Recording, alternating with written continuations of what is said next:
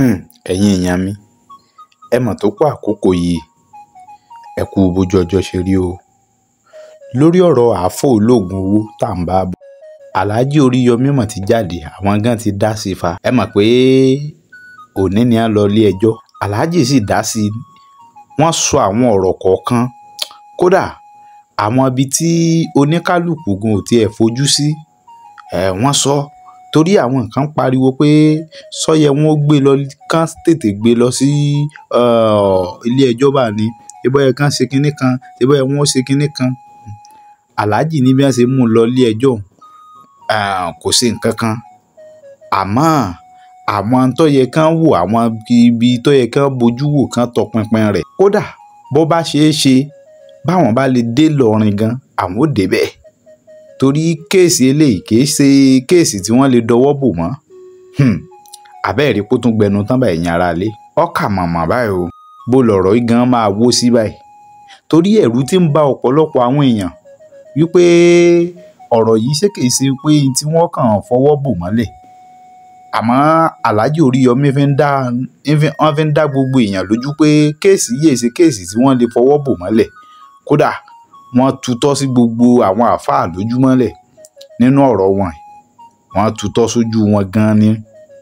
Ẹ wò, ẹ jẹ́ ń gbé fọ́nrán ibi Alhaji ti sọ̀rọ̀ tí wọ́n ti ta sí gbogbo àwọn àfáà àti ti Ìlọrin àti ti Ìbàdàn àti ẹ wò, òkété ti gbórù mọ́ àfáà àṣekúpani yìí lọ́wọ́ o. Torí wọ́n ti ń ṣe tipẹ́, ọjọ́ tipẹ́. Bí bàtà ọmọ 12 ni wọ́n bá nínú yàrá rẹ̀. Ọmọ tọ́pa ẹ̀ ló sì 13. Gbẹ̀gẹ́dẹ́ gbiná o. Mẹ́wàá ń ṣẹlẹ̀ ń dúníyàn. Ẹ wò, ẹ má jẹun pọ̀ lọ́rọ̀, ẹ jẹ́ ń gbé fọ́nrán wọlé. Ẹ̀yin ṣẹ̀ ń darapọ̀ mọ́ wa fúngbà àkọ́kọ́, ìkànnì Àròyé TV náà lẹ́wà. Ẹ bá ń láǹfààní àti láìkì, ẹ share rẹ̀, kẹ̀dẹ̀ bó kárakára, ẹjọ́ lọ, ẹjọ́ débi ọyọ́ dé. Ẹ jáwọn èèyàn mọ̀, Alhaji sọ̀rọ̀ gan lórí fọ́nrán èyí tí mo bá yín mú wá o. Wọ́n tú àwọn àṣírí, àwọn wúlẹ̀wúlẹ̀, àwọn ibi tá a ti ẹ gbọ́dọ̀ má wo eléyìí o. Ẹ wò, àwọn ọ̀nà àbáyọ tá a fi rí justice ní Alhaji sọ nínú fọ́nrán yìí. Wọ́n sọ gan. Mo sì mọ̀ pé ẹ enjoy rẹ̀ gan. Ẹ̀yin náà bẹ́ẹ̀ bá ṣe ń wò ó, ẹ máa rí pé iye kálukú tó máa sí síbẹ̀ pé òótọ́ ni. Torí Alhaji ní ojú gbogbo wa ní ọjọ́ tó ìbí wọn bá fẹ́ bàjá. Ẹ wò, ẹ já Alhaji wọlé, ẹ jẹ́ wọn wọlé. Àròyé TV rèé. Ẹ láìkì, ẹ subscribe, kẹ́ sì máa follow. Òkèláwà téńté. Rescue mission, Oríyọmí Hamzat rescue mission. Torí rescue mission ni mo fẹ́ fi ṣe. Ẹ subscribe sórí YouTube yẹn. Ẹ jẹ́ wọn tún mí lẹ́tàn. Ẹ gbòòrò gbọ́. Criminal ò ní jẹ́wọ́ ẹni tó bá jẹ́ gbòógì, bóyá èèyàn ńlá kan ni, bóyá olówó kan ni. Bẹ́ẹ̀ bá palẹ̀ pàtọ́rọ́ mọ̀ pé ní ọ̀yọ́ jáde nínú problem yẹn. So I don't blame police.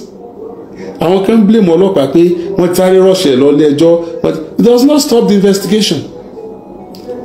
Wọ́n tún máa ń mo ti gbàgbé orúkọ tó máa ń pè é, wọ́n máa ń fi charges kúnra wọn tẹ́jọ́ bá ń lọ lọ́wọ́.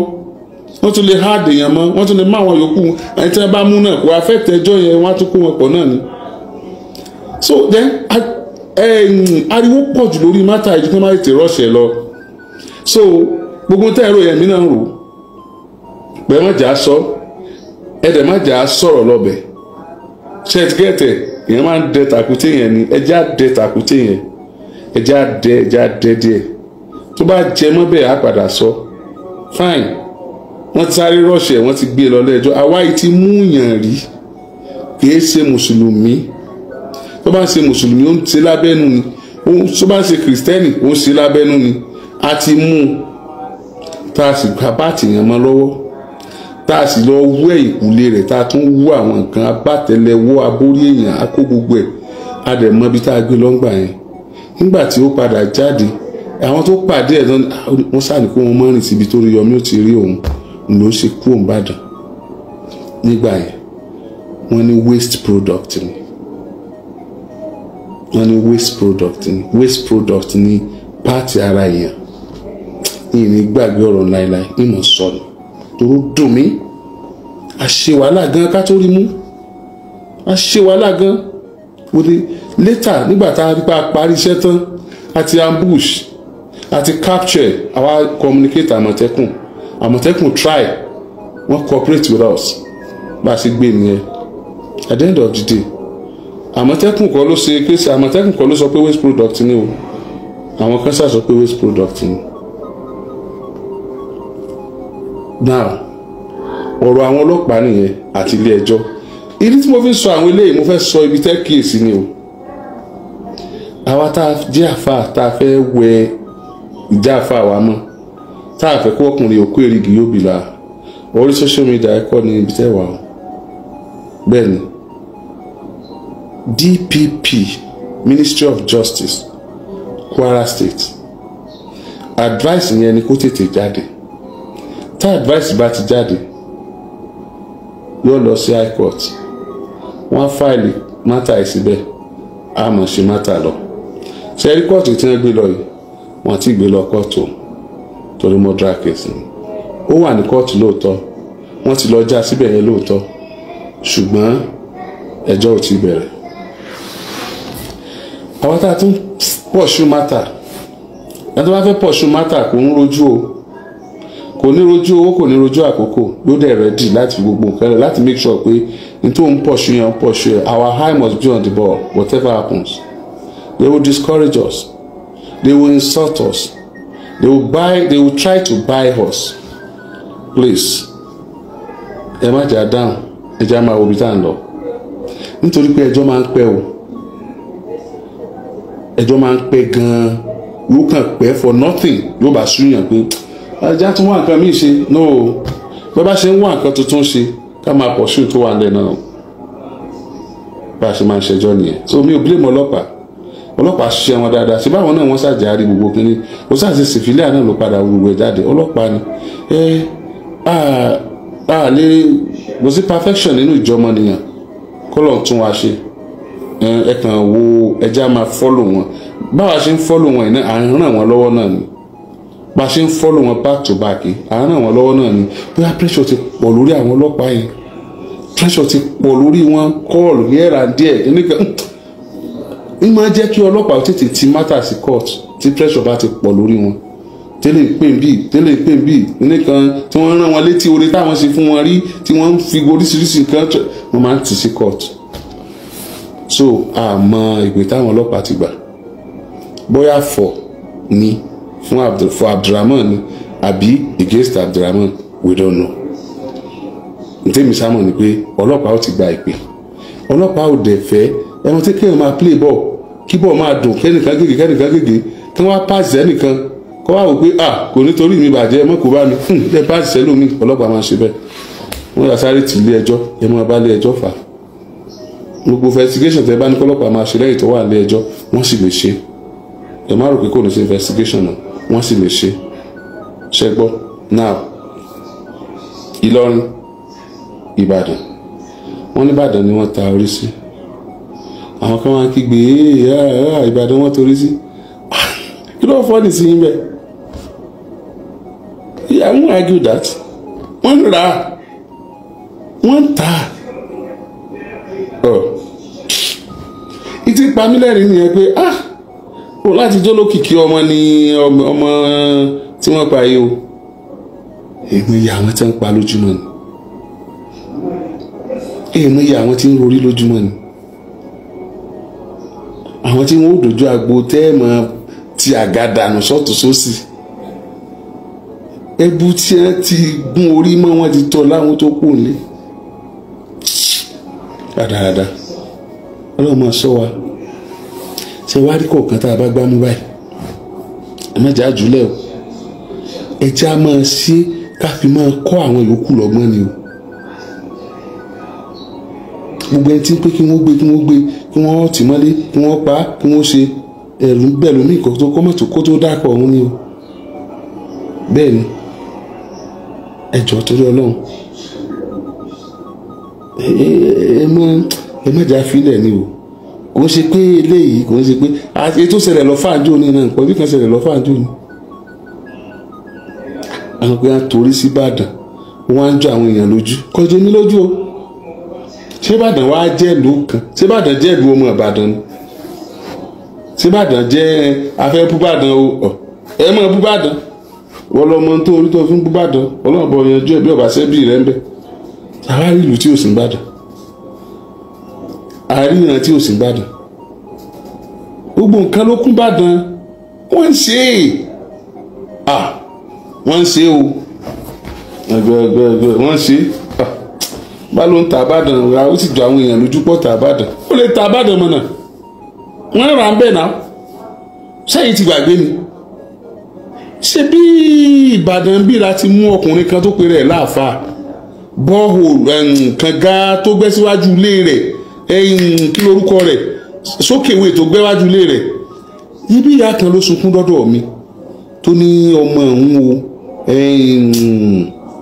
bẹ́ẹ̀ni dìndìnrín tẹ́ ní àìṣe ti mùsùlùmí o tó bá ti dọ̀rọ̀ kírísítẹ́nì o tó bá ti dọ̀rọ̀ mùsùlùmí àìdí pẹ̀lú wọn o èyí tọ́lọ́yẹ́ pọ̀nà ní ọgbọ̀n yín ẹ̀mọ́ gbòde ebi ìyá kan ló sunkún dọ́dọ̀ wa tó lòun wọ ọmọ òun láti tẹ̀sẹ̀ bọ́ community náà àjọkára bọ́ tí bí wájú ilé bàbá òun ebínú sókèwé àfáà yẹn ìlà ti bá òkùtù ọmọ yẹn nígbà tí wọ́n gbé òkùtù ọmọ yẹn jáde tán wọ́n ti górí ẹ̀ wọ́n ti gápá wọ́n ti gó pọ̀lọpọ̀ nǹkan nígbà gbókùtù ọmọ yẹn jáde tán ti bí ọ̀pọ̀lọpọ̀ eegun apá eegun ẹsẹ̀ eegun orí oríṣiríṣi náà bá nínú kànga yẹn ní Ìbàdàn bí náà nìyà ìbáwọn àfáà yẹn náà wà ń bẹ́ wà nísìn síbẹ̀ ẹ ti gbàgbé tapẹ́tẹ́ tí wọ́n náà pa sọ̀fíọ̀ tí wọ́n náà ká orí mọ́ wọn lọ́wọ́ nínú mọ́tò ibà àfáà náà ni ìkan ló lómi nígbà kan báyìí náà síbà àfáà náà ni orí náà wọ́n ká mọ́ wọn lọ́wọ́ ńgbà náà ẹ̀wá ni wọ́n tà Ìbàdàn wọ́n tà sí Ìbàdàn gbogbo àwọn ètí mọ̀ sọ̀rọ̀ sí Ìbàdàn ni wọ́n tà Ìbàdàn tó ráyè ọjọ́ yín lójú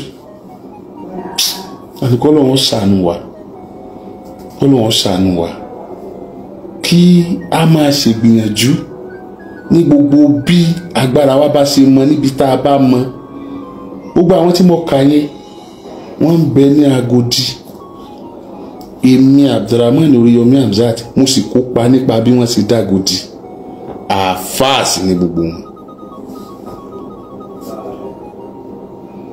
ẹni tó bá ti dọ̀rọ̀ mùsùlùmí o kì í sọ̀rọ̀ àwọn yìí sáàfáà àwọn tá a bá ti ká nǹkan bá mọ́ lọ́wọ́ wọn èsà àfà iyì tí ń bẹ fàáfà kò sí fún wọn mọ́ àpọ́nlé tí ń bẹ fàáfà kò sí fún wọn mọ́ ọ̀wọ̀ tí ń bẹ fàáfà kò sí fún wọn mọ́ ẹnikẹ́ni tó bá wà ń sọ ńgbà náà pé àfà lè ṣe báyìí sí ẹmúntọ̀ náà ẹ ti mọ́lé ara wọn ní.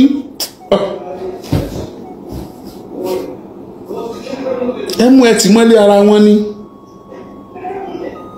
mo tó ti yẹ ká máa bá àfà ẹ tá a bá ti bá ń bẹ̀ ẹ dákun ẹ pín alé ẹ gbọ́ Ramadan ń bọ̀ yìí ẹ mọ̀ torí ẹ pé ẹ̀ ní gbọ́rọ̀ àwọn afáàmù ẹ mọ̀ torí ẹ pé Ramadan lecture afáà kan ní sọ̀rọ̀ ń bẹ́ẹ̀ kó get out ẹ bá afáà kan gbé ẹ mọ̀ ṣe bẹ́ẹ̀ ẹ jọ gbogbo àwọn afáà ti dẹ́ni àbùkù no ẹ mọ̀ ṣe bẹ́ẹ̀ gbogbo afáà ìṣẹ́ni àbùkù ṣé wá rí ẹjẹ́ á máa pín báyìí ẹjẹ́ á máa yá ibi tẹ́ ẹ bá ti bá àfáà tí bá ń sọ ọ̀rọ̀ tí ò bá kúrà mu tí ń sọ ọ̀rọ̀ tó lè ba ìlú jẹ́ tí ń sọ ọ̀rọ̀ tó lè ba àwùjọ jẹ́ ẹ̀yin má fún lápọ̀nlé àfàmọ́ tí ń sọ ọ̀rọ̀ tó tako alikurian Karim tí ń sọ ọ̀rọ̀ tó tako hadith òjíṣẹ́ ńlá Muhammad sallallahu alaihi wasallam kì í sáfà ẹ̀kan lábùkù ẹ wọlé ẹ yẹpẹrẹ ẹ gbọ́ mi yé o ibi ẹ bá ti bá ẹni tó pe rẹ̀ láàfà ẹ gbàgbé ìmúra ẹ gbàgbé dressing ẹ gbàgbé orúkọ ẹ gbàgbé gbogbo karamọ́ oríṣiríṣi no ibi tẹ́ ẹ bá ti bá ẹni tí ó pera rẹ̀ láàfà tí ń sọ ọ̀rọ̀ tí ò bá ń tọ́ wà nínú Al-Qur'an mu ọ̀rọ̀ tí ò bá àdìsí òjíṣẹ́ náà Muhammad sallallahu mu ọ̀rọ̀ tí ò bá ìjọmọlúwàbí mu ọ̀rọ̀ tó lè dá wàhálà alẹ́ tí kàn ń dà lúrú nítorí àpò rẹ̀ ẹ kàn lábùkù kẹsàfà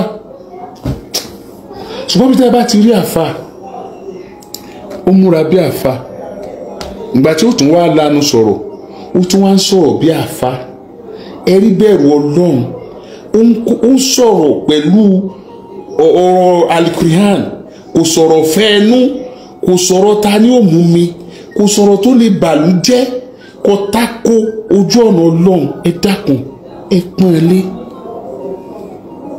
pọ́n lé ẹ yẹ ẹ sí ẹni Ọlọ́run ni ẹ dákun ẹ pọ́n lé ẹ yẹ ẹ sí ẹni Ọlọ́run ni ebe yìí náà mọ̀ àmọ́ ìyàtọ̀ láàrin méjèèjì èmi àmọ́ ìnáwó gbàgbọ́ ti wulẹ̀ òkun tó táfà bá sọ nǹkan kan tó tako ìlànà tí ó wà ní Al-Qur'an tó tako ìlànà àdìtò òjíṣẹ́ náà Muhammad sallam tó ń sọ èmi àmọ́ ìnáwó máa sì máa béèrè oníbéèrè ni mí Ànábì ní kẹ́ jẹ́ kan nínú mẹ́tẹ̀ẹ̀ta o tí ẹ bá jẹ́ onímọ̀ tí ó máa kọ́ yẹn kẹ́ ẹ jẹ́ olùkọ́ tí onímọ̀ ń kọ́ bí bẹ́ẹ̀ kọ́ kẹ́ ẹ jẹ́ oníbéèrè èmi a máa béèrè o màá máa béèrè ní sì tún máa béèrè ni so fún díẹ̀ yìí tẹ́ bá ti rẹ́ nìkan tó ń sọ tó tako níta àjọ mọ̀ torí wọn kúkú kọ Kùránì tuntun àbí kò sí Kùránì tuntun níta tí ń lò náà ni mo bẹ́ẹ̀ dákun ok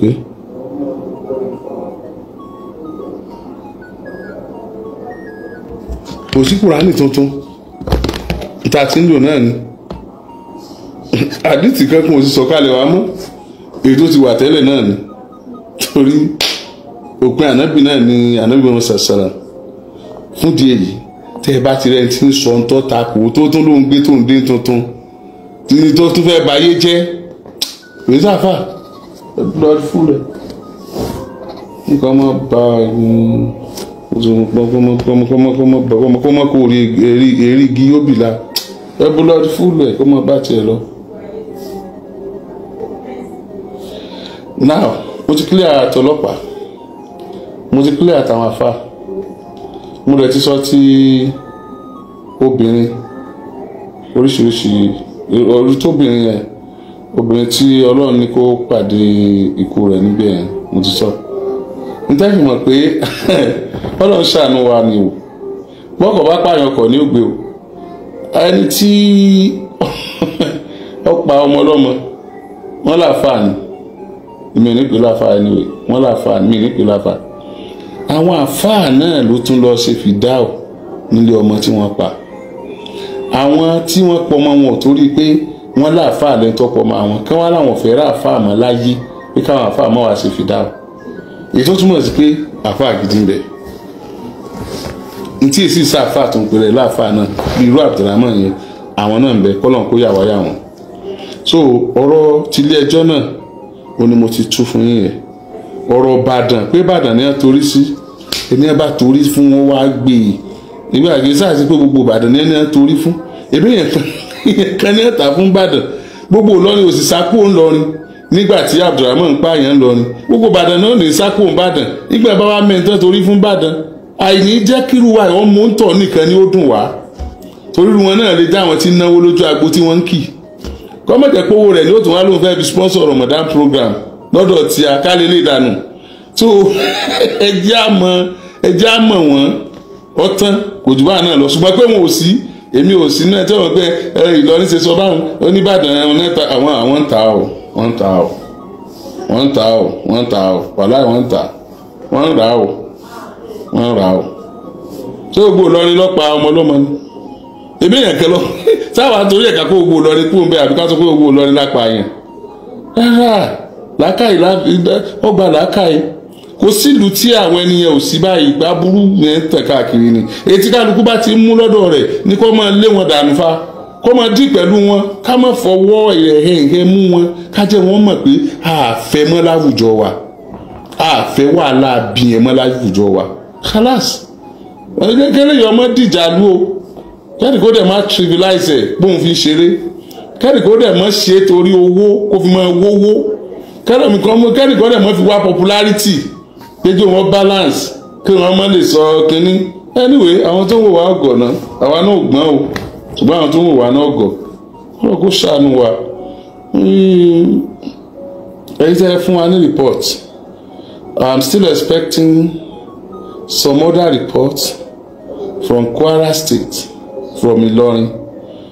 Mi ò lè débẹ̀, mi ò tí débẹ̀. The reason then is pé I don't even know where to go when I get there. And I used to tell you, case it is the general case. Gbogbo aládẹ̀jọ́ ṣe. Ṣùgbọ́n àwọn eré àtàmà kíyèsí la máa sọ fúnra wa. It is not necessary I go to Ilorin. We are all on this matter. But if it is necessary, if I need to go there, I will have to go. But as it is now, mi ò rí pọ́lọ́pàá dọwọ́ rú o. Mi ò dẹ̀ rí pélé ẹjọ́ dọwọ́ rú. We are waiting for the advice from the DPP Kwara State. DPP Kwara State ibẹ̀ ló ti kan ìjọba ìpínlẹ̀ Kwara. So tán bá ti fún wa ní DPP ẹjọ́ ẹjẹ́ á gbọ́. High Court tó bá lọ ẹjẹ́ á gbọ́.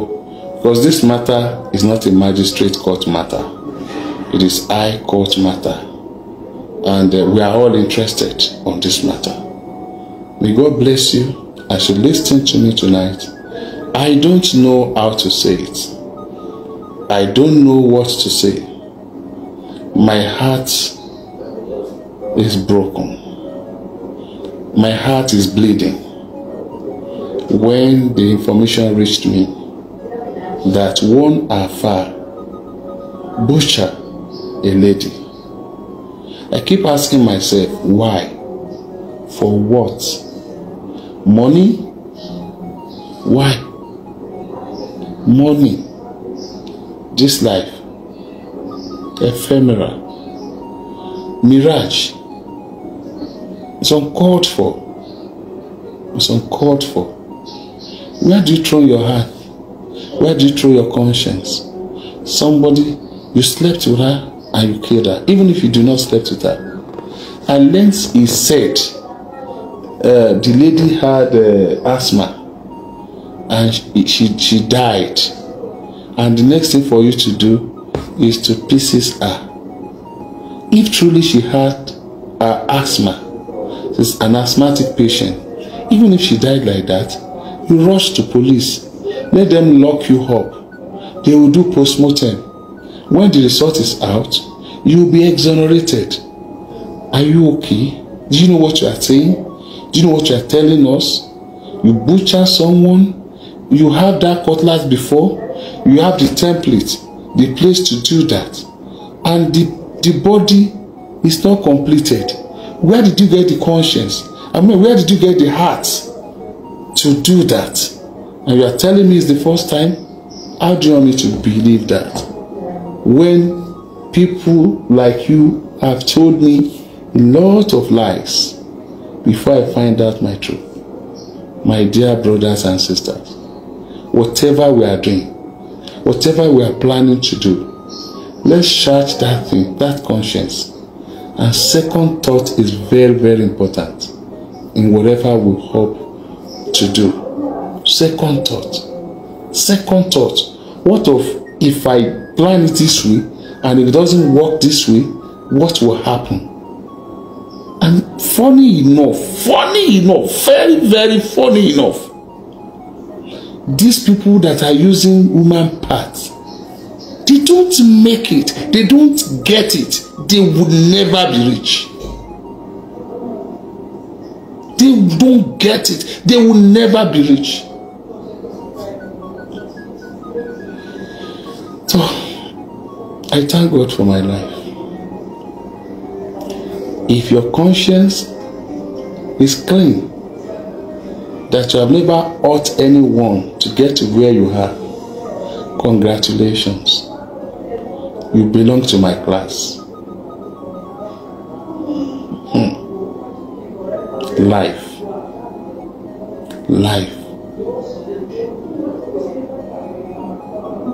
Abiola kúkò mú kankan lọ. Life. Ilé ayé tó jẹ́ pé wà á débẹ̀. Ìgbà tó débẹ̀ ló mọ̀ tó fi ń kájú. I lost my dad on my matriculation day. I I went back to school. Nobody to pay my school fees. I was forced to hire a girlfriend that time because I was looking for somebody to pay my tuition fee. That happened to be my first girlfriend ever. She paid my tuition fee. I was teaching her. We couldn't sleep together. I respected her like my small God because she was able to pay my school fees and get me some handout. So what advance do you want to make to such a person that is helping your life? When my mates left school that time to come home to collect money, I will go to farm to work as a laborer to get some money. The people that are paying me that time, when I work for them, they are still alive. All my mates that we were together that time, they are still alive. I could remember the day I was seriously beaten at Erua garage because I want to do photojournalism for somebody that paid me stipend to do that thing for her. It was an assignment. I've done my own. I want to do that one for that lady because I collected money from her. I was seriously beaten to the extent that I lost one of my teeth that day. Today, I am not a millionaire. I don't have money in my account. But I trust God in my life. Whatever I want to do, I will do it. My own Alpha told me that Oriyomi, you will not owe ní lówó, ṣùgbọ́n gbogbo tá bá fowó ṣe láyé wàá máa ṣe pẹ̀lú rọrùn. Kí lẹ̀ ń lé? Àpáyìn, àbáyé yàn jẹ́. Àwọn olóṣèlú kan náà tún para wọn lọ́sùn yẹn. Sẹ́ǹsì dánú ẹ̀. Ọdún mẹ́ta náà lẹ́lò. Ẹ bá para yín tẹ́ fi débẹ̀ ẹ kú lọ́dún mẹ́ta. Ẹni tó ti pa alága tán lọ sílé nìyẹn. Ṣé yóò máa jẹ alága nù sáré? Gbogbo àwọn ẹgbẹ́ òṣèlú yẹn ó gbàgbé ẹ̀sìn wọn ní rántí ẹ̀ mọ́. Ilé ẹlòmíì ló kù tí wọ́n máa lọ. Bí wọ́n ṣe máa lọ ilé ẹlòmíì tí wọ́n kú lọ́dọ̀ tiẹ̀ náà nìyẹn. Mo rántí bàtà tí wọ́n bẹ́ lẹ́nu ọ̀nà lé wa. Mo rántí iye bàtà tí wọ́n bẹ́ lẹ́nu ọ̀nà lé wa. Mo rántí iye tó wà bẹ́ẹ̀. Àwọn èèyàn ti ẹ̀ try pẹ̀lú wa. Wọ́n dúró tì wá fóṣù mẹ́ta. Wọ́n nítorí pé ẹni ńlá ni. Lẹ́yìn oṣù mẹ́ta ńkọ́. Tọ́lọ̀ ò bá ṣàánú Oríyọmí Hamzat lónìí. Ọ̀pọ̀lọpọ̀ èèyàn ti gbàgbé Kúnlé Hamzat. Wọ́n ti gbàgbé Kúnlé Hamzat. Ìwọ tó wá ń lo ọmọ ọlọ́mọ. O sì fẹ́ kó ọmọ gbẹ̀yìn tiẹ̀. Bó lọmọ ṣe gbẹ̀yìn rẹ̀. Olóòjò ń képe. Kò tí ì ṣetán tí ọ̀sẹ̀ ni. Ó ṣí sórí ọmọ rẹ̀ ni. Kí wá ní ayé tó wá tó lépa tó ti bà ọ̀la rẹ̀ jẹ́ látòní lọ torí pé ó fẹ́ jẹ́ nǹkan. Àwa ń sáré, àwa ń lé gbogbo ẹ̀. Gbogbo tẹ́yìn mọ̀ pààyàn sí làwa máa ń ṣe pẹ̀lú rọrùn yìí. Gbogbo tẹ́yìn mọ̀ báyé jẹ́ sí làwa máa ń ṣe pẹ̀lú rọrùn yìí. Ọlọ́run ṣàánú wa. Àwa dúpẹ́ o. Ṣùgbọ́n ẹjọ́ ẹ má jẹ́ apara wa mọ́. Gbogbo àṣírí orí burúkú tó ní tó yẹ pé àfi kó lo ẹ̀jẹ̀ èèyàn, àfi kó lo páàtì èèyàn lọ́ọ́ jù nù. Àṣírí burúkú nù. Àṣírí èṣù ni kì í ṣe tọ́lọ́run. Èèyàn mélòó làwọn aṣáájú wa tá a náà tẹ̀lé pa kí wọ́n tó jẹ́ èèyàn. Ènìyàn ni wá ká tó di mùsùlùmí. Ènìyàn ni wá ká tó di kìrìsìtẹ́nì. Ènìyàn ni wá ká tó jẹ́ ẹlẹ́sìn ìbílẹ̀ lẹ́pẹ́ lọ́dọ̀ yín àbí ẹlẹ́sìn àbáláyé. Anything tẹ́ bá pè ẹ má máa ìdí bí mo ṣe pé ènìyàn ni wá ká tó jẹ́ gbogbo nǹkan tá a jẹ́. Gbogbo ẹ̀yin tí gbogbo àwa tá à ń sọ̀rọ̀ lórí ọ̀rọ̀ yìí pátá èmi fura pé ẹ̀tàn pọ̀ ju òdodo lọ. Mo fura pé ọ̀tọ̀ ní nǹkan tá à ń sọ ó fẹ́ yàtọ̀ sí tó ṣẹlẹ̀ díẹ̀. Àwọn tí kì í ṣe mùsùlùmí tí wọ́n ń bú àwọn àfáà, alákọ̀ọ́kọ́ ni pé ẹjẹ́ akọ́ gbà pé ẹnu wọn gbà ó lákòókò yìí o, nítorí pé ẹni tí ó dáràn tá à ń sọ yìí àáfàá láàpẹ òun náà. Irú àkókò yìí sì ní ẹnu wọn gbà láti sọ gbogbo tí wọ́n bá sọ. So gbogbo ẹ̀yin tẹ́ ẹ bá jẹ́ àáfàá lákòókò yìí, àti èmi ni o àtàwọn yòókù tó bá ń sọ̀rọ̀ ni o, mi ì fẹ́ kẹ́ ẹ kọ́kọ́ mú ọ̀tá lákòókò yìí rárá, nítorí pé ibi tọ́rọ̀ yìí wà lónìí ẹ̀yin lẹ gbé e débẹ̀ látàná. Àròtẹ dá ìlàjọ rẹ̀ o.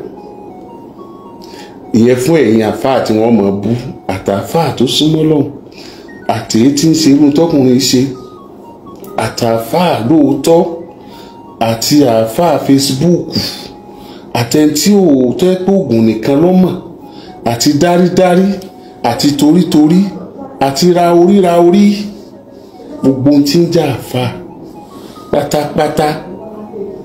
Ẹ dákun o, lọ́wọ́ tá a wà yìí, this is our trial period. Adé láti fèsì bó o láṣẹ wá fèsì. Ní tí mo kọ́kọ́ fẹ́ bẹ̀ yín ni pé èyí àfáàmọ́ ti ń jáde pọ̀ lórí ọ̀rọ̀ yìí. A máa appreciate bẹ́ẹ̀ ṣe ń jáde. Ogun tẹ́ mọ̀ ń sọ a máa nífẹ̀ẹ́ sí gan. Ṣùgbọ́n ìbéèrè mo fẹ́ bi yín o. Ṣé ẹ rò pé bá a ṣe ń jáde yẹn só lè change ojú tí wọ́n fi ń wò wá ṣá? Ẹ lọ pa dandan ni o, ẹ gbọ́dọ̀ pa ni o, ọmọ burúkú ni o, kì í ṣàfáà o, kì í ṣe kinní kan o. Èmi kàn fẹ́ béèrè ni o, so change ojú tí wọ́n fi ń wo àfáà generally, because mo rò pé gbogbo wa ti shift the venue of our lecture from where it ought to be to the social media now. Àti pàtẹ sórí ẹ̀ báyìí òun ló kù tá à ń ṣe. Even ẹni tó máa ń wá bẹ̀ tẹ́lẹ̀ àti ẹni tí òun wá bẹ̀ tẹ́lẹ̀. Ìdí mi wá fẹ́ bí ni pé ṣáájú ọ̀rọ̀ Abdulrahman yìí sà, kó tó di wípé Abdulrahman dáràn, gbogbo ẹ̀yin àfáà tẹ̀ ń jáde yìí, my apology, no apology to this. Gbogbo ẹ̀yin àfáà tẹ̀ ń jáde pátápátá ní ìyọ ẹnìkan lẹ̀ àti ìwọ tó o tún fẹ́ jáde. Ẹ bá mi yẹ conscience yín wò.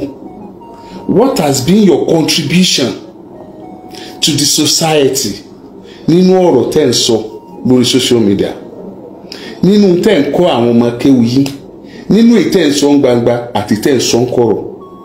What has been your contribution? How did you contribute to this society? Contribution yín positively ni àbí negatively? Ipa tẹ́ ń kó láwùjọ, ẹ jẹ́ tó sọ bẹ́ẹ̀ yẹn kí n sọ ní Yorùbá.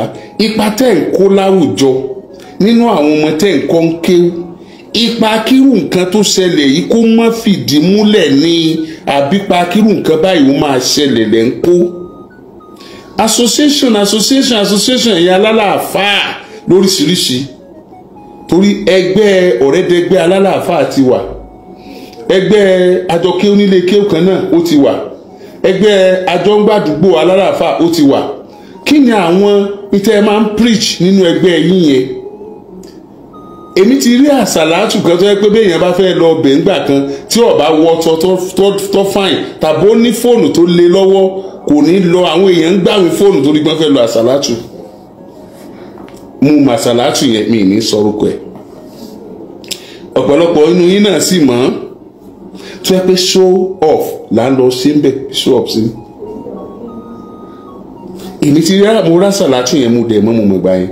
Ṣùgbọ́n gbogbo ẹ̀yin àfáà tẹ̀ ń jáde yìí, mo fẹ́ kẹ́ ẹ yẹ conscience yín wò before now. Ẹ̀rí ọkàn yín kọ̀rọ̀ jigun nínú yín. Ipa wo lẹ kó láwùjọ ṣáájú àkókò yìí, bóyá nínú Islam ni o, bóyá nínú Kristẹni ni o, bóyá nínú ẹni tí ò ṣe kankan ni o, bóyá ìjọmọnìyàn lọ́sàn-án náà, ipa wo lẹ kó? Ṣé àwọn ọ̀rọ̀ tí ń jáde lẹ́nu yín ọ̀rọ̀ kírun tó ṣẹlẹ̀ yìí mọ̀ ṣẹlẹ̀ ni, àbí ọ̀rọ̀ kírun tó ṣẹlẹ̀ yìí ṣẹlẹ̀ lẹ́yìn ń sọ ṣáájú àkókò tó ṣẹlẹ̀ yìí? Torí pọ̀pọ̀lọpọ̀ nínú yín tí ń jáde lónìí ọmọ pé ọ̀ràn Abdulrahman tó dá yìí òun náà ó pín bẹ́ẹ̀ níwájú Ọlọ́run. Yes, ọ̀pọ̀lọpọ̀ nínú yín ọmọ pé òun ó pín bẹ́ẹ̀ o. Ìtí ó sì jẹ́ kẹ́ ẹ mọ̀ pé ẹ pín bẹ́ẹ̀ ni pé ẹ máa tóbi jù láti bá sòdodo ọ̀rọ̀. Ẹlòmíì ó kàrámà ara ẹ̀ ju bí Ànábì sallallahu alaihi wasallam gẹ́gẹ́ ṣe pera ẹ̀ lọ. Òun gan tó ń gan bá dé kọ̀rọ̀ tó bá láǹfààní tó lẹ́rìí ọkàn yẹ ẹnu rẹ̀ wò yóò mọ̀ pé òun ti kúrò lójú ọ̀nà gangan, ojú ọ̀nà Ànábì Muhammad sallallahu alaihi wasallam. Yóò mọ̀ pé òun ti tàsé agẹrẹ látàrí sísàyàn lásàfẹ́ kú, kíkí yàn lákìfẹ́ pa, mímọ̀ ràn yàn pé yàn ní tí ò jẹ́, ó ti jẹ́ kíkọjáyè oríṣiríṣi kó wọlé sí wa lára. Gbogbo wa ti wá di authority, àti di authority, a bọ́ sórí social media, a máa sọ̀rọ̀, a gbé factual kalẹ̀, a kàn make sure pé lónìí o I want to convince people. Ṣé wọ́n rán yín sẹ́ kẹ́ ẹ confuse wa àbí kẹ́ ẹ convince wa? Lónìí I want to say something tó jẹ́ pé wọ́n wò mí wọ́n àmọ́ wò pé kí ló ṣẹlẹ̀? Ṣé àfáà nìyẹn? Ẹ yẹ̀ mí yín wò. Ìyẹn kan fẹ́ ṣe wá sí àmọ́ ibi tí ń bọ̀rọ̀ lọ o, ìgbọ́tán o. Ṣùgbọ́n tó kọ́kọ́ fi bẹ̀rẹ̀ ni pé Islam faramọ́ oògùn owó ṣíṣe. Ó wá fẹ́ mọ̀ ọ́ padà tú o. Èmi ewu nǹkan bẹ́ẹ̀ yẹn lọ jìnnà, but ní tó fi bẹ̀rẹ̀ yẹn gan sọ́ba làákàyè mu, sọ́ba làákàyè àfáà mu. Forget about every other thing tó bá sọ pẹ̀lú ẹ̀. Ó ti ń sọ Islam faramọ́ oògùn owó ṣíṣe. Ṣé n tó fẹ́ tún yẹn sóògùn owó ni? Torí níbi tí ń bá lọ wọ́n dàpọ̀ àwọn àfáà ńláńláńláńlá, ó wá fẹ́ sọ pé bóyá mímọ̀ tọ́jú ọmọ ọlọ́mọ lògùn owó, mímọ̀ ṣe pé òyìn lẹ́kọ̀ọ́ lògùn owó, mímọ̀ ṣe dáadáa lògùn owó. Is that ògùn owó? Tí wọ́n bá ní làákàyè tó fi gbé kalẹ̀ dáadáa, so ó ti ṣe ìgbéléwọ̀n làákàyè ẹni tí ó gbọ́ wípé yóò gbọ́ yé, àbí pé ìdánilójú wo ló ní pé ẹni tó wá gbọ́ ẹ tẹ́lẹ̀ tó yẹ kó ti ń ronú pé òun fẹ́ ṣiṣẹ́ láàbí tẹ́lẹ̀, ṣùgbọ́n tó wá láǹfààní àti wá bí lẹ́kṣọ̀ rẹ tó wá gbọ́ ẹ, ó sì gbọ́ ẹ lérèfé, Ọlọ́run ọ̀kadàrà kó gbọ́ ẹ délẹ̀. Jọ́ torí Ọlọ́run, ipa kí ni o ti fi yẹn kó láwùjọ? Iṣẹ́ kí ló rán wá sí rẹ ní déédé àkókò yẹn? Èèyàn alálàáfà, èmi tí máa tẹnu máa ti pẹ́ pé ibi tá a dé lórílẹ̀‐èdè yìí, inú àwọn tí wọ́n bí, kódà kan tó bí olóṣèlú mi ilẹ̀ yìí aṣáájú ẹ̀sìn wa, tá à ń pẹ́ aṣáájú ẹ̀sìn, tá a kó àlámọ̀rí wa lé yín lọ́wọ́, tá a nígbàgbọ́ nínú yín bíi pé kò sí nǹkan kan mọ́ jù yín lọ. Ó sì bàjẹ́ débi pé ẹlòmíì kò ka irun kíkí kún mọ́, kò ka àwẹ̀ gbígbà kún mọ́, kò ka sàká yíyọ kún mọ́. Kódà kó lówó tí ó fi lọ sí hajj yóò kọ́kọ́ rán àáfàá rẹ̀ lọ, toró nígbàgbọ́ pé àáfàá ń lọ lọ́n kékeré pẹ̀lú ipò tí wọ́n wá fi yín sí yẹn sà. Ẹ jọ̀ọ́ torí Ọlọ́run, kí ni ipa tẹ́ ń kó láwùjọ? Ẹ ń fọ àwùjọ mọ́ ni, ẹ ń ṣàtúnṣe àwùjọ ni, abẹ́ ń ba àwùjọ jẹ́. Ṣé Ànábì Muhammad sallallahu alaihi wasallam tó ba àwùjọ jẹ́ ni àbó tún àwùjọ ṣe? Ọ̀rọ̀ mélòó lè ń bá wa sọ gan nípa ibi tá a dé sí, compare pẹ̀lú ọ̀rọ̀ tẹ́ ń bá wa sọ nípa ibi tá a wà yìí, nípa tí ó tán tẹ́ntì ìsáfà gan tó mọ̀ pé yóò tán. Ibo kí ni ẹ kọ́kọ́ bí ẹ̀mí yín náà? Ṣé bẹ́ẹ̀ ń jáde báyìí ẹ̀ ń bú Abdulrahman? Ṣé ẹ mọ̀ pé ilẹ̀ train Abdulrahman ni? Ọ̀pọ̀lọpọ̀ ọdún yìí ló fi ọ̀rọ̀ ẹnu ìṣèyànga sí àárí mi, èmi mo wà ń bẹ̀, àwa náà ti dóde lónìí o, àwa náà ti kọ́lé báyìí o, àwa náà ti lówó báyìí o, àti kọ́ àṣẹ báyìí o. Ọ̀pọ̀lọpọ̀ ọdún yìí ló jẹ́ pé nípa ìwà tẹ́ ẹ wù yẹn ẹ ti kọ́ millions of Abdulrahman. Ẹni sì ń pa mí, ó dẹ̀ jọ mí lójú, mo dẹ̀ ń wò pé àwọn èèyàn dẹ̀ wọ́n dẹ̀ ń kálárìrì pé Abdulrahman ó pààyàn kan. ṣé ẹ máa dúró èèyàn tí àwọn èèyàn wọ̀nyí ń pa lójúmọ́? ṣé ẹ máa dúró àwọn èèyàn tí àwọn aláàbọ̀ ẹ̀kọ́ yìí àwọn tí wọ́n ń sáré ayé yìí, ṣé ẹ máa dúró àwọn èèyàn tí wọ́n ń pa lójúmọ́? àfi kẹ́ ẹ bọ́ sí orí afẹ́fẹ́, kẹ́ ẹ máa yàkàyàkà ara yín, kẹ́ ẹ máa bú bàbá ara yín, kẹ́ ẹ máa bú àwọn ẹni ẹlẹ́ni tí wọ́n ti ṣe tí wọ́n ti lọ, kẹ́ ẹ máa fọ̀rọ̀ burúkú ránṣẹ́ sí wọn nínú kòtò. kí sì ọ̀rọ̀ wo lẹ wá fi ránṣẹ́ gan? kí sì lọ̀rọ̀ tẹ́ ẹ sọ? ọ̀rọ̀ wo lẹ sọ náà? ẹ̀ ń tú èdè elédè, èdè tọ́lọ́run ba àlekè ọlá tó gbọ́lá fún, èdè lárúbáwá tọ́lọ́run gbé ọlá fún. ṣe bédè ọ̀nà ẹ̀ lẹ́ ń tú fún wa, àbí? ṣé ọlá tọ́lọ́run wá gbé fédè yẹn, ṣé ilẹ̀ yìí gbé fún èdè yẹn? Ọlọ́run sì gbọ́lá fún èdè yẹn nítorí pé èdè tí òjíṣẹ́ náà wọ́n ṣàṣàlà ń sọ, èdè ibi tí wọ́n ti bí i ni, torí pé ó sì tẹ̀lé àṣẹ àti ìlànà Ọlọ́run ni. ǹjẹ́ yín wá tẹ̀lé àṣẹ àti ìlànà yẹn? ẹ̀yin kọ́ lẹ kọ Kùránì náà, ẹ̀yin kọ́ lẹ kọ àdìsí náà, kí lọ látàgbé fún yín? ṣebí kẹ́ ẹ tú fún wa ni, ká dẹ̀ bá yín lójú ọ̀nà tó tọ́. ẹ̀yin àtàwọn ọmọ yahoo ẹ̀mọ̀jọ́ ń du girlfriend ni, ẹ̀mọ̀jọ́ ń dulẹ̀ tí wọ́n rà ni. ẹlòmíì inú yóò mọ̀ sí kankan mọ̀ ju sí ọmọ yahoo lọ.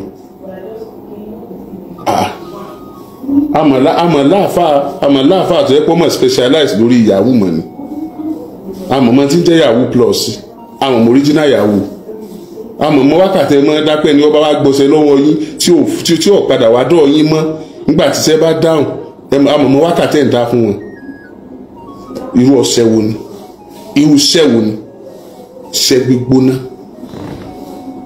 iṣẹ́ gbígbóná, iṣẹ́ kíkọ̀bẹ́ gbóná bọnú ná, ìyọ́ pẹ̀lú gbígbóná porúkọ olóko sí àgùntàn àbẹ́wúrẹ́ àbí nǹkan fìdú lọ́rùn.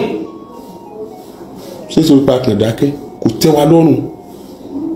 àwa ìsáàfà ṣùgbọ́n mùsùlùmí ni wá, ìsì máa bà wá nú jẹ́ kí ẹnu àbùkù ọmọ kan ẹ̀sìn wa kó sì máa kan àwọn àgbàlagbà, kíyàn má já àfáà gan kó já àgbàlagbà. ẹni àpọ́nlé ní ẹ̀ṣẹ̀ ni àrífín, ẹ̀ṣẹ̀ ni àtẹ̀mẹ́rẹ̀, ẹ̀rẹ̀ fọwọ́lẹ́rán gbọ̀ngàn dẹ̀ bàjẹ́ tán. kò sì wá sẹ́nìkan tí ò lè yọ sùúrùtì ètè, tí ò lè bu yín bu wá anyhow bó ṣe wù ní ìsìn. wáì gbòyìn wá ń jáde, kí lẹ̀ ń jáde fún? kí lẹ̀ ń jáde fún? sómi ló yẹ jáde.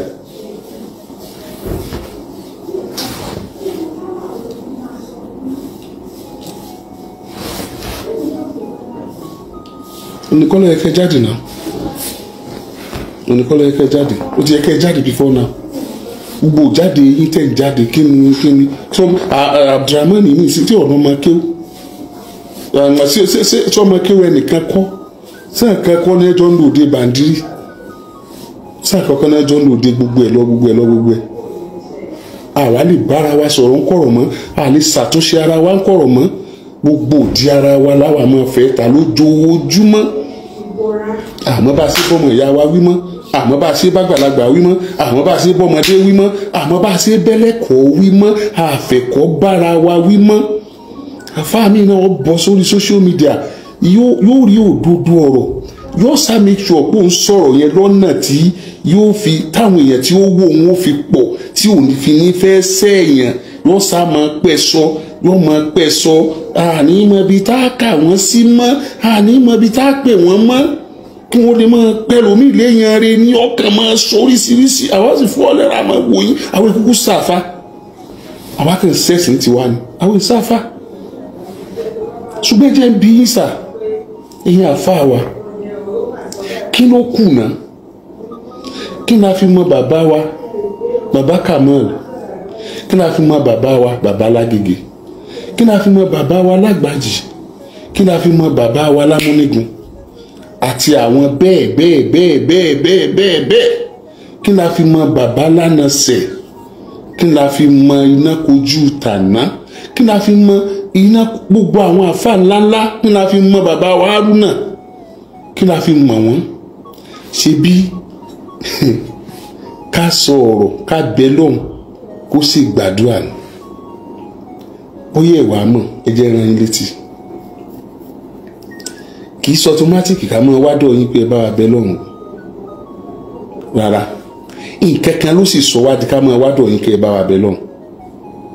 ẹ jẹ́ n tú ṣe rí bí ẹni tó lọ lé skul bó ṣe lọ kọ́ ẹ̀kọ́ èdè òyìnbó tẹ́ni tó lọ skul lọ kọ́ ẹ̀kọ́ èdè yorùbá tẹ́ni tó lọ french skul tó ti lọ kọ́ èdè french bẹ́ẹ̀ ni ẹ̀yin náà kọ́ èdè lárúbáwá. Lárúbáwá is a language attached to because òun ní iyì ju ọ̀pọ̀lọpọ̀ lọ nítorí pé èdè yẹn ni wọ́n fi kọ Al-Qur'an èdè yẹn lẹ́ẹ̀ sì fi kà á ilé fi tú fún wa èdè yẹn torí pé ẹ̀yin lè kà dáadáa ẹ lè tú fún wa àwa nígbàgbọ́ wípé gbogbo ibi tí wọ́n ti ṣàdúrà ń bẹ̀ ẹ mú èdè yẹn ẹ fi bẹ lọ́hùn. Number one, a nígbàgbọ́ pé ẹ̀yin tó ẹ̀ka tó yé yín yẹn ẹ tó ti súnmọ́ Ọlọ́run ju àwa lọ nítorí pé àwọn ìgbàgbọ́ wa nìyẹn ó lè má ra ètò nítorí pé a mọ̀ pé ẹ̀yin lẹ́sẹ̀sẹ̀ ń tú fún wa ẹ̀yin lẹ́ ń introduce ẹ̀ fún wa wípé fún yín láti mọ̀ dé level yẹn àwa gbé yín sípò onímọ̀ pé ń tẹ́ ẹ mọ̀ yẹn o yóò lápa lára yín yóò jẹ́ kí ẹ jìnnà sí gbogbo tẹ́ ẹ ní á jìnnà sí yóò jẹ́ kẹ́ ẹ súnmọ́ gbogbo tẹ́ ẹ ní á súnmọ́ gbogbo nǹkan ayòyò yíyan ayé tí máa sọ̀yàn di èrò ẹ̀yìn níwájú ká ṣe tọlọ́run ẹ̀yin lẹ sọ fún wa pé kò yẹ ká dì mọ́ púpọ̀ gẹ́tẹ̀ àwa wá nígbàgbọ́ nínú yín àwa rò pé ẹ̀yin ò dì mọ́ a rò pé ẹ̀yin ò le àti wá wò pé bẹ́ẹ̀ ṣe mọ̀ yẹn o pé ẹ̀yin lẹ máa sọ pé kò yẹ ká fẹ́yàwó oníyàwó pé ẹ̀yin ò ní fẹ́yàwó oníyàwó Ọlọ́run ò faramọ́ ká máa parọ́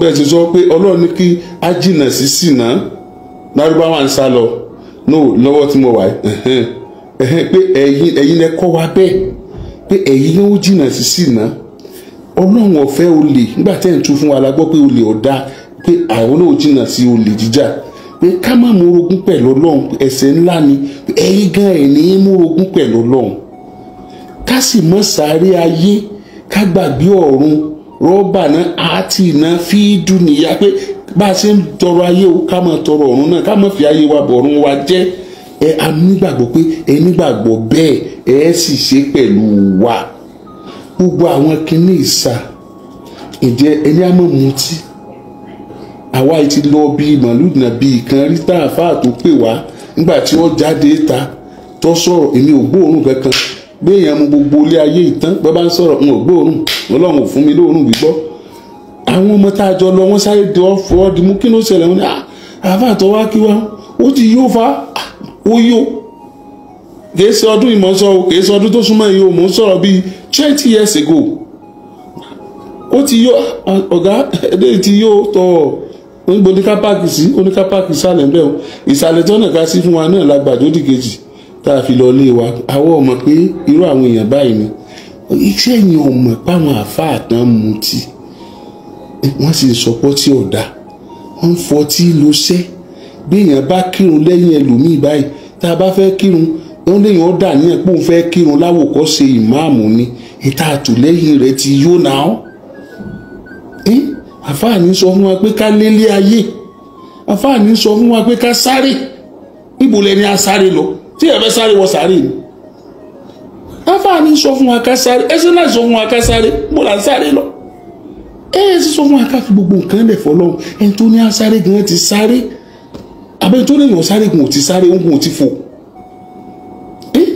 bẹ́ẹ̀ bá fẹ́ gbọ́ wá sí àfáà tó níyàwó méjì àtàfáà tó níyàwó kan níbi tó ti ń túmọ̀ sí nọ́ọ̀sì látàwárùbá ọ̀tọ̀ọ̀tọ̀ ní tó kù tí kálukú ọmọ tú fún wa opinion yìí ti ń wọnú tẹ̀ǹtú ẹ ti rí iná ráyé èyí lẹ súnmọ́ àwọn olóṣèlú yìí àmọ́ tẹ̀ ń bá wọn sọ ayé bàjẹ́ tán tó bá ti kanlẹ̀ àgbọ̀n kankan mọ́ èyí lẹ ń ṣiṣẹ́ fọ́pọ̀lọpọ̀ èèyàn tí ń bàlú jẹ́ advice wo lẹ ń fún wọn ìwà ń bọ́ sórí afẹ́fẹ́ báyìí ìwà ń sọ̀rọ̀ èmi ò lẹ́ẹ̀sì sọ̀rọ̀ o gbogbo yín kọ́ ni mò ń bá rí o ṣùgbọ́n ẹ̀yin tẹ́ ẹ̀ da tẹ́ ẹ̀ ń bá àfáà jẹ́ ẹ̀yẹ conscience yín wò bẹ́ẹ̀ ṣe ń sọ̀rọ̀ yìí ẹ mọ̀ wò pé ipa wo lẹ kó níbi táwùjọ dé dúró yìí ṣé ẹ kópa rere ni àbẹ́ ẹ kópa burúkú, ṣé ẹ wà nínú àwọn tó mú wa dépò yìí ni àbẹ́ ẹ wà nínú àwọn tó sáré kí ìṣẹ̀lẹ̀ láabi tí ń ṣẹlẹ̀ kó má máa ṣẹlẹ̀.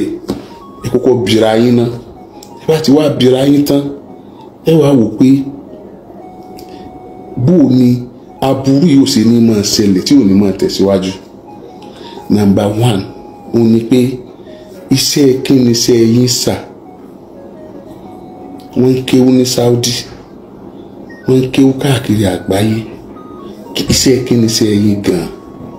Iṣẹ́ àkọ́kọ́ iṣẹ́ àfáà, mo rò pé iṣẹ́ tíṣà gangan ni. Àfáà tí ò nílé kéwú tí ọlọ́mọ tí ń kọ́ ń kéwú. Tí ó bá jẹ́ pé iṣẹ́ tíṣà níṣẹ́ yín, èló ni wọ́n ń san fún àwọn ọmọ ilé kéwú. Ọ̀pọ̀lọpọ̀ ọmọ tẹ́ ń kọ́ ń kéwú wọn ò ní sanwó.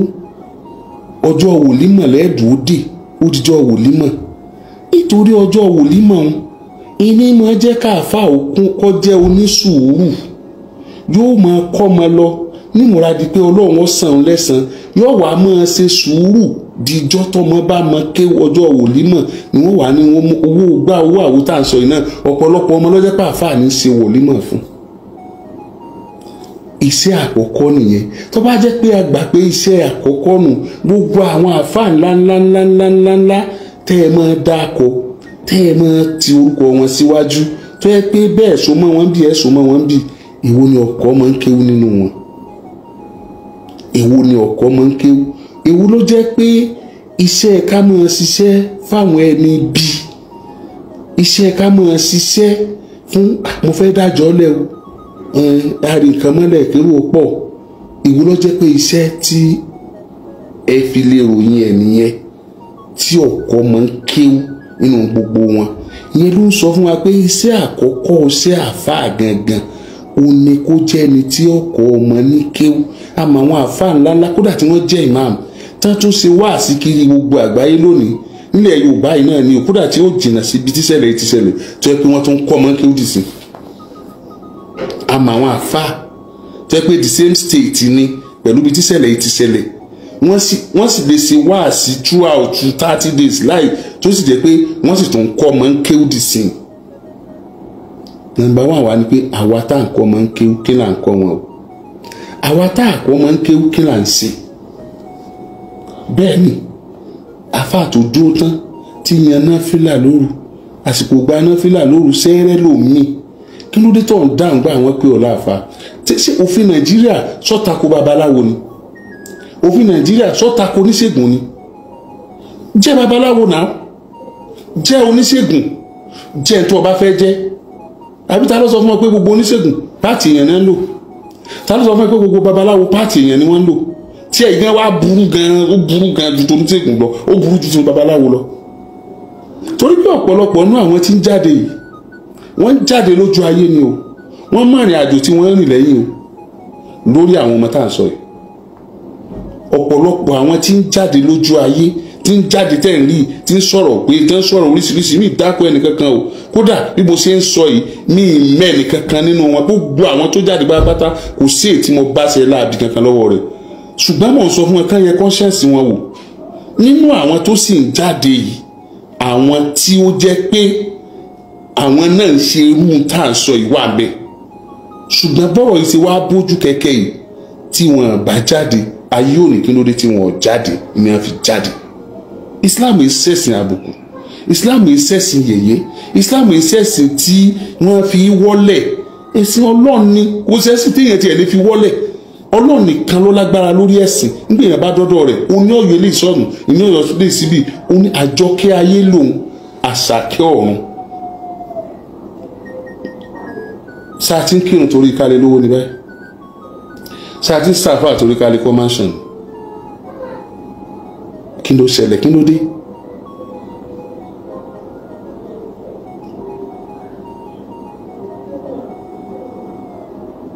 Bẹ́ẹ̀ sì ń jáde, ẹ máa yẹ̀rí ọkàn yín wò.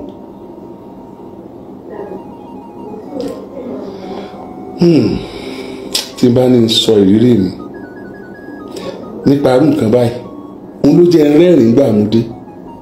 ẹnì pé mo ní àáfàá ni mo kọ́kọ́ mú ó sì kù tí mo fẹ́ sọ ṣùgbọ́n ẹ jẹ́ fi tàwọn àáfàá lè bá wọn ẹ má bínú o gbogbo yín kọ́ ni ó dùn mọ́ o inú òbí ẹlòmíì yóò rò pé òun mọ̀ bá wí ìwọ kọ́ o níta ní kémi ọ̀sọ̀ mo sọ ìdí èèyàn kankan lẹ́mìí o ìdí èèyàn kankan lẹ́mìí ṣùgbọ́n mo mọ̀ pé ní tí mo sọ yìí pẹ̀lú àṣẹ Ọlọ́run ẹ̀ tó bá wí ń bẹ̀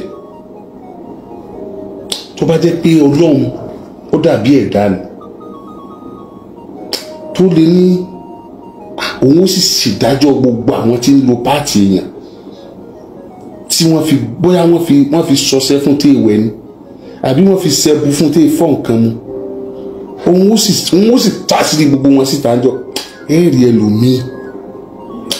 ẹlòmíì tẹ̀ ń kó bẹ́rẹ́ fún wàláhì èèyàn ọ̀họ̀ dànù ni bẹ́ẹ̀ ni mo sọ tó bá ní kí gbogbo ẹni tó ti lo ìka èèyàn kíka ó yọjá jùdí lójú wọn ẹni ó bá ti lo orí èèyàn rí kórí ẹ̀ ó di méjì ẹni ó bá lo apá èèyàn rí kápá àwọn yọ jáde kẹwàá tún mọ kọ́lọ́run tún wá mọ fi tẹ́ńtólò gangan hàn kọ́ mọ fi tẹ́ńtólò gangan hàn ẹ̀rù ọ̀bẹ lòmíì tó rò pé bàbá àwọn wà nù sàárè tó rò pé ìyá àwọn wà nù sàárè nígbà ọba rí pé tó súnmọ́ pẹ́kípẹ́kí òun ló ti lo páàtì ìyá àwọn ló lo páàtì bàbá àwọn nígbà ọba rí pé ẹni tó ń lọ bá ló lo páàtì ìyá àwọn ló lo páàtì bàbá àwọn báwọn afá sọ fún wa wọn náà sọ fún wa náà wọn ní ta ni ó kí lọ jẹ ọmọ bí wọn ṣe ń wẹ̀kú àfáà náà lọ bá kọ́bọ̀ wẹ̀kú rẹ ní ọmọ òwò bàbá rẹ ní òwò ìyá rẹ nínú ẹ tó súnmọ́ jù tó yẹ kọ́ wẹ̀kú wọn lọ́mọ ló yẹ kọ́ wẹ̀ òkú kí ọkọ wẹ̀ òkú ìyàwó rẹ tó bá jẹ́ pọ́lọ́ ní kórí bẹ́ẹ̀ kí ìyàwó wẹ̀ òkú ọkọ kọ́ mọ́ wẹ̀ òkú àwọn òbí torí pé yóò lè pàṣírí wọn mọ́ àìmọye àwọn tẹ̀ lọ bá pé bá wẹ̀kú bá a sílé bá a ṣe ẹmọ tó ti ṣẹlẹ̀ ẹmọ tó ti ṣe ara sí àwọn àfáà náà ẹ lè ṣe léyìn náà fún wa kódà kẹ́ ẹ máa cháàjì wa kò sí tó burú ń bẹ̀ kẹ́ ẹ máa cháàjì wa ká máa sanwó fún yín kò sí tó burú ń bẹ̀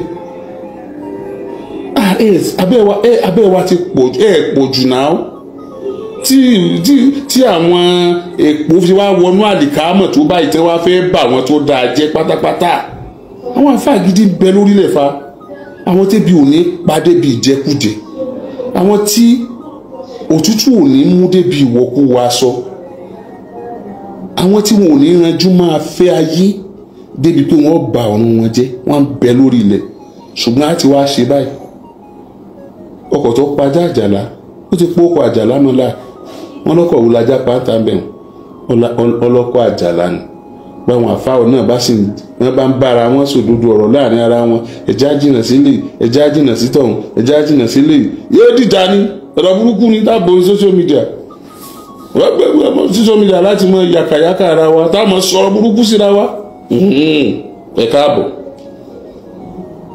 ọ̀rọ̀ àwọn afáànù Abdulrahman àwọn ní àáfà Abdulrahman ṣé ẹ máa dúró ẹ jẹ́ kọ́kọ́ mú Afsọ kí n tó mú Abdulrahman ṣé ẹ máa dúró Afsọ tó tún kú lọ́wọ́lọ́wọ́ báyìí ṣé ẹ máa dúró Afsọ tó ń kú lọ́wọ́lọ́wọ́ báyìí ní obìnrin ẹjọ́ ní ọkùnrin ẹ̀yin náà ẹjọ́ torí Ọlọ́run ìjà máa ṣọ́ra wa o ṣe rí ojú tá à ń wò yìí àti inú ó jìnnà síra wọn o kó jìnnà gan ẹ̀dá dẹ̀ burú ẹ̀dá le gbogbo ibi tá a bá ń lọ ẹjẹ́ á máa sọ bí a bá ń lọ ẹ má jà á máa rìnrìn àánú má dárò ẹ̀dẹ̀jà ṣọ́ra fọ́rẹ̀ orí social media Facebook ní TikTok ní Instagram ní gbogbo X ní gbogbo tí ń jọ̀rẹ̀ orí social media ẹ̀dẹ̀jà ṣọ́ra fún ẹ̀dàkùn àní ẹ má ṣọ̀rẹ́ wọ́n ti tan ọ̀pọ̀lọpọ̀ èèyàn pa látara ibi tá a wà yìí àwọn àìmọye àwọn èèyàn ní ìṣẹ̀lẹ̀ tó ṣẹlẹ̀ sí Hafsa ló ṣẹlẹ̀ sí lọ́wọ́lọ́wọ́ báyìí. nítorí jẹ́ kí ti Hafsa hàn ni pé a kì í pẹ́ délé a máa wálé. àìmọye àwọn tí a ti ṣe à ń wá fún tó jẹ́ pé wọ́n sì ti lọ tá a lè rí mọ́ tá a kàn máa wá wọn náà ni látara ròyìn báyìí ni o. àwọn èèyàn báyìí pọ̀ lókè pẹ́ o, àwọn èèyàn báyìí pọ̀ gan o, wọ́n bẹ gan o. yorùbá Hafsa. now Abdulrahman ọ̀rọ̀ ti wà nílé ẹjọ́. ọ̀pọ̀lọpọ̀ àwọn tó ń jáde láti sọ̀rọ̀ lẹ́nu they are trying to be careful but mo wá fẹ́ educate wọn ni màá fi kó yòókù mọ́ra wọn ìtókù tí mo fẹ́ sọ. ọ̀rọ̀ tó bá wà nílé ẹjọ́ a lè sọ ń pa ẹ̀ bá a sì sọ ń pa ẹ̀ ni ó yàtọ̀ sí tá à ń sọ kó tó délé ẹjọ́. tọ́rọ̀ bá ti wà nílé ẹjọ́ a gbọ́dọ̀ mú ìdájọ́ wá mọ́ nítorí pé a ti kó sọ́dọ̀ ẹni tí ó dájọ́. ṣùgbọ́n a ní àǹfààní torí pé ìkànnì àwọn àfáà wọ́n ń try láti report tó ṣẹlẹ̀ nílé ẹjọ́. wọ́n wá débì kan wọ́n wá dákẹ́. mo rò pé nìkan sí wọn lẹ́pẹ́ kí wọ́n máa sọ pé Abdulrahman wọ́n wá sọ kankan wá náwó olóhùn fẹ́ sọ̀rọ̀ wọ́n wá ẹnìkan wá yan ọ̀rẹ́ kan lọ́kàn máa sọ no exceptional cases òun ni adájọ́ máa ń sọ pé ìta sunday ẹjọ́ yóò gbọ́dọ̀ jáde ta o. adájọ́ dẹ̀ máa make categorically ni ó máa sọ. tí adájọ́ bá ti wá adájọ́ wà lè sọ orú nǹkan bẹ́ẹ̀ yẹn nírú mátà yìí àyàfi tó bá jẹ́ pé ọ̀rọ̀ yẹn ó máa hurt investigations tí wọ́n ń ṣe lọ́wọ́ ó máa affect ẹnu. tí adájọ́ bá fi sọ bẹ́ẹ̀ yẹn a jẹ́ pé tọ́rọ̀ yẹn bá jáde bóyá èèyàn kan wà tí wọ́n ń trace náà ṣe láti mú bóyá ó sọ orúkọ èèyàn kan tí wọ́n fẹ́ kó jáde síta tí àwọn ọlọ́pàá ó fi débẹ̀ tàbí ẹgbẹ́ irú nǹkan bẹ́ẹ̀ ni adájọ́ lè sọ irú nǹkan bẹ́ẹ̀. but this particular matter adájọ́ ò sọ categorically pé ẹ gbọ́dọ̀ sọ ń pa ọ̀rọ̀ ìmọ̀ o tó bá náà gbọ́dọ̀ sọ ń pa ìmọ̀ àní sọmọ but adájọ́ bá sọ bẹ́ẹ̀ we have the right to report the court to the world. How do we report the court? bá ṣe máa report ni ilé ẹjọ́ tó ń gbọ́ ẹjọ́ lágbájá àti lágbájá ó wáyé lónìí nílé ẹjọ́ báyìí lábẹ́ onídàájọ́ báyìí nígbà tí lágbájá dé báyìí òun àtàwọn báyìí agbẹjọ́rò báyìí ló ṣojú fún agbẹjọ́rò báyìí ló dúró fún àwọn ẹni báyìí náà ìyẹn quote both sides. At the end of the day a lè mẹ́nubà díẹ̀ nínú àwọn ọ̀rọ̀ tó sọ àní wọnú ẹ̀ tán a wá gbọ́dọ̀ padà lọ síbi tádájọ́ bá sọ a gbọ́dọ̀ quote adájọ́ a dẹ̀ gbọ́dọ̀ quote ọjọ́ tí wọ́n á tún gbé ìdájọ́ yẹn padà ọjọ́ tí wọ́n sún ẹjọ́ yẹn sí a gbọ́dọ̀ quote ẹ̀ so bá ṣe lè report court nìyẹn so ìdí nìyẹn tó yẹ pé tá a bá ti ń lọ nísìnyí tí mo ṣe mú eléyìí wá ni pé ọ̀pọ̀lọpọ̀ ẹjọ́ ló ń kú tó bá ti délé ẹjọ́ ìjìjàgbara wa kì í ṣeé ṣe mọ́ ṣùgbọ́n nítorí pé ẹ̀kọ́ nípa ìgbóhùnsáfẹ́fẹ́ ni a kọ́ iṣẹ́ tí àwa dẹ̀ mọ̀ tí Ọlọ́run fẹsẹ̀ wa lé nìyẹn kì í fún wa ní àǹfààní láti gbà fún ẹnikẹ́ni láti tẹ ẹjọ́ tí a bá ti gbá mú rì tó bá délé ẹjọ́.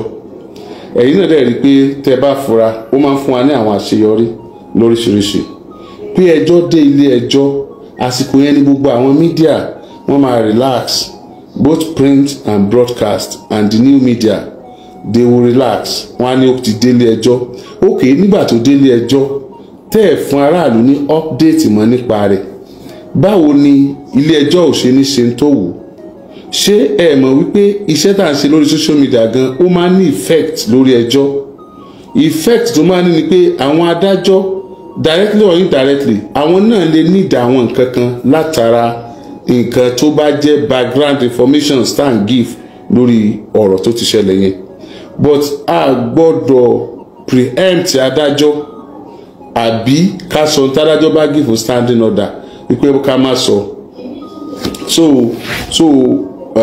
a gbọ́dọ̀ ṣe nǹkan bẹ́ẹ̀ yẹn nítorí pé òfin tó gbé kalẹ̀, ṣùgbọ́n òfin yẹn sọ pé ká má sọ̀rọ̀ nípa ìmọ̀ rárá. tó bá yẹ pé ká má sọ̀rọ̀ nípa ìmọ̀ rárá ni a jẹ́ pé ká má gbà pé ẹjọ́ tó bá ti délé ẹjọ́ ó ti wó nìyẹn. We are the fourth realm of the estate. We are the fourth realm of the estate.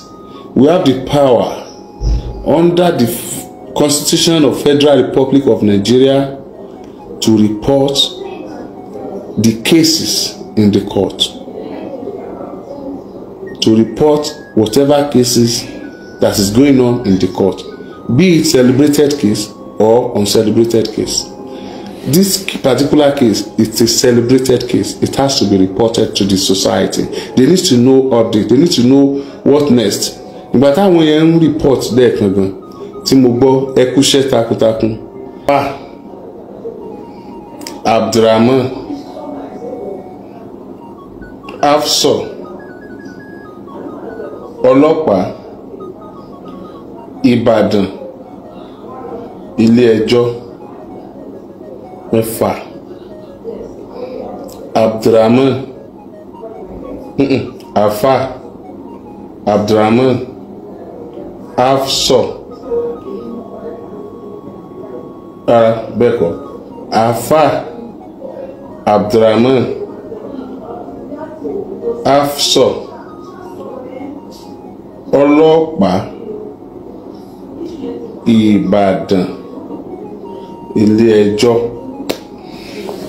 Gbogbo bó ṣe ẹwù rẹ̀ kó rí èyí tá a bá kọ́kọ́ mú àti èyí tá a bá mú gbẹ̀yìn ẹ má má ìdíwá bá a ṣe mu ní tá a fẹ́ lò ní kẹ́ bá wa mú.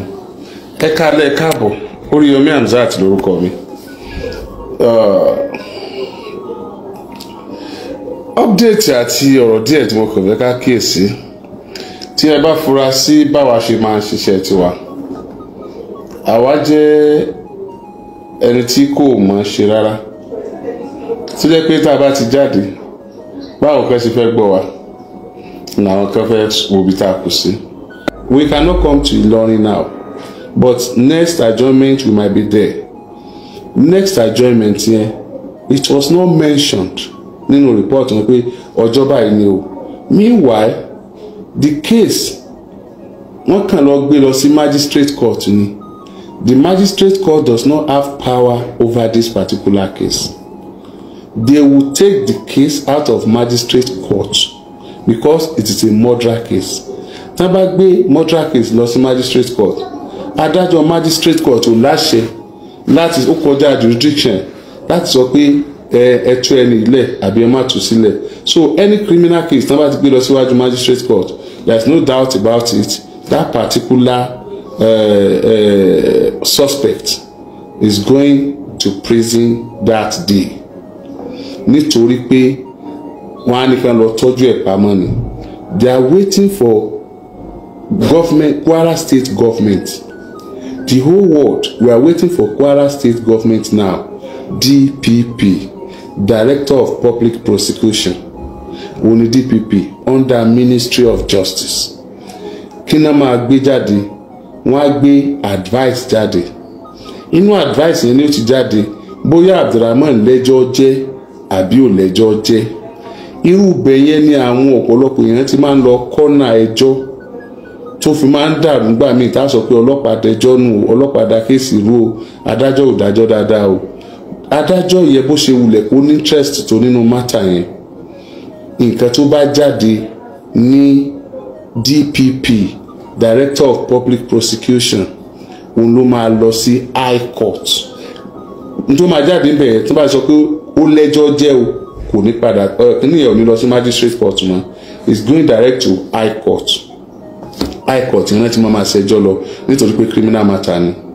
So tó bá jẹ́ pé wọ́n sọ pé kò lẹ́jọ́ jẹ́ o, tí wọ́n bá ti gbé kíní yẹn wọ́n á gbé padà sí magistrate court. Next court tó bá wá báyìí tí wọ́n bá ní ò lẹ́jọ́ jẹ́ wọ́n á kàn dànù ni. Number 1 yẹn. Number 2, tí wọ́n bá tún wá ló lẹ́jọ́ jẹ́ tí wọ́n wá change ẹjọ́ yẹn bóyá from criminal tí wọ́n sọ di lesser charges tí ò ṣe criminal mọ́. Mi fẹ́ go deep into that. Tí wọ́n sọ di lesser charges tí ò ṣe criminal mọ́, wọ́n á wá gbé padà sọ lọ sí magistrate court yẹn. Magistrate court wá lè máa ṣe lọ. bọ́ ẹjọ́ apààyàn, ẹjọ́ ó pààyàn ni bí irú eléyìí, that is murder, which is different from manslaughter, as you know. Ẹni tí wọ́n fi manslaughter gbé ó pààyàn ni, ẹni tí wọ́n fi murder gbé pààyàn náà ni, ṣùgbọ́n ó yàtọ̀ síra wọn. I don't want to go deep into that. So tí advice la máa ń pè náà máa ń pè tó bá ti wá jáde ní DPP, Department of Director of Public Prosecution under Ministry of Justice ló máa ń wà ní gbogbo state. Ni mo tẹ́ bá rántí mo sọ̀rọ̀ kan fún yín, mo ní justice tá a sọ yìí ó depend lórí state kọ̀ọ̀kan. Ṣé wá rí ẹni tí criminal kì í jẹ́wọ́ o, go and note that today. Criminal kì í jẹ́wọ́ o, criminal kò kì í jẹ́wọ́ o. Ó dìgbà tó bá bọ́ sọ́wọ́ ẹni tó dáa mọ̀ pé criminal ni, ẹni ẹ lè má rírí, ẹni wọ́n lè má pàdé rí, but àwọn tó ń ṣerú iṣẹ́ yẹn, àwọn ọlọ́pàá àti Ọlọ́run ní káwa náà bóyá torí láì tá a tọ̀ àwa náà máa ń Ọlọ́run ṣàánú àwa náà díẹ̀, but pé criminal will come out for you bóyá ẹ̀ náà ni ẹ̀fọ́ gidi lórí ẹ̀sìn nìkan ni. No, criminal kì í jẹ́wọ́ o. Do you know why? A criminal will protect